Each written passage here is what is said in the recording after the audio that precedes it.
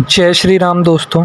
आज के इस वीडियो में आपके सामने प्रस्तुत है कहानी एक ऐसे बंदर की जिसने राम मंदिर के ताले के खुलने के फैसले को प्रभावित किया। जी हाँ, ये सुनने में अजीब लग सकता है पर ये सत्य घटना है और आज हम इस वीडियो में इसी के बारे में चर्चा करेंगे। 1 फरवरी 1986।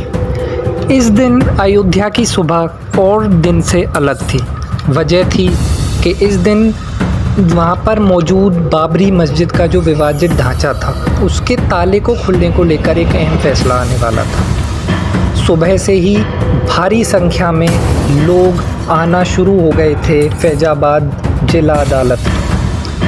पूरे देश भर के लोगों की नज़रें वैसे तो थीं, लेकिन लोग इकट्ठे होने लगे।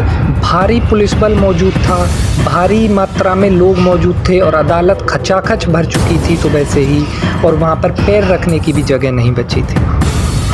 अब सबको इंतज़ार था उस वक्त का जब वहाँ के जिला जज अपना फैसला सुनाएंगे। लेकिन इसी के साथ साथ एक और अद्भुत घटना वहाँ पर घट रही थी। लोगों के मुताबिक वहाँ पर अदालत के जिस रूम के अंदर वो फैसला सुनाया जाने वाला था उसकी छत पर एक काले मुंह वाला बंदर सुबह से लगातार फ्लैग पोस्ट को पकड़कर बैठा था।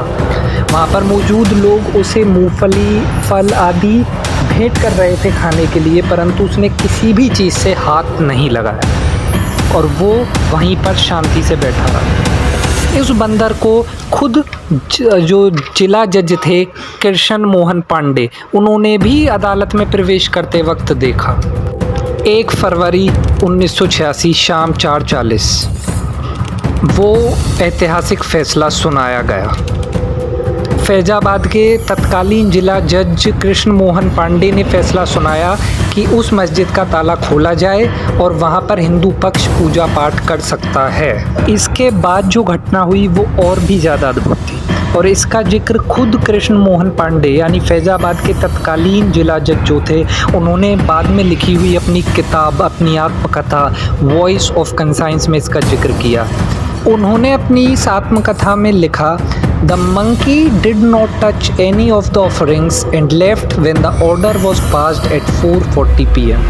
I was escorted back to my bungalow. The monkey was present in the veranda of my bungalow. I just saluted him, taking him to be some divine power. यानी वो कहते हैं कि जो बंदर था वो कुछ भी चीज़ को हाथ नहीं लगा रहा था जो खाने के लिए उसे दी जा रही थी वहाँ पर उपस्थित लोगों के द्वारा। और जैसे ही 4:40 पर उन्होंने वो फैसला सुनाया, वो बंदर तुरंत वहाँ से चला गया। इसको लोगों ने भी देखा था। इसके बाद वो बताते हैं कि जब इस फैसले को सुनाने के बाद वहाँ के फैज़ाबाद के तत्कालीन एसएसपी और जिलाधिकारी के द्वारा उन्हें उनके बंगला पर छोड़ने के लिए ले जाया गया, तब वो बंदर उनके बरामदे में बैठा था। इसे खुद जिला जज कृष्ण मोहन पांडे और उनके साथ में मौजूद एसएसपी और जिलाधिकारी ने भी देखा था और उन्होंने कहा कि मैंने उससे प्रणाम किया, उसे सल्यूट किया और ये मैं मान चुका था कि वो कोई दिव्य शक्ति थी, वो एक साधारण वानर नहीं था, वो एक दिव्य शक्ति थी, ऐसा मानना था जिला जज कृष्ण मोहन पांडे का। और उन्होंने इस बात को भी कबूल किया था कि उनके इस फैसले को बहुत हद तक प्रभावित किया था उस बंदर की मौजूदगी ने। इसका जिक्र कृष्ण मोहन पांडे के द्वारा और भी अन्य पत्रकार और अन्य लोगों के द्वारा किया गया है।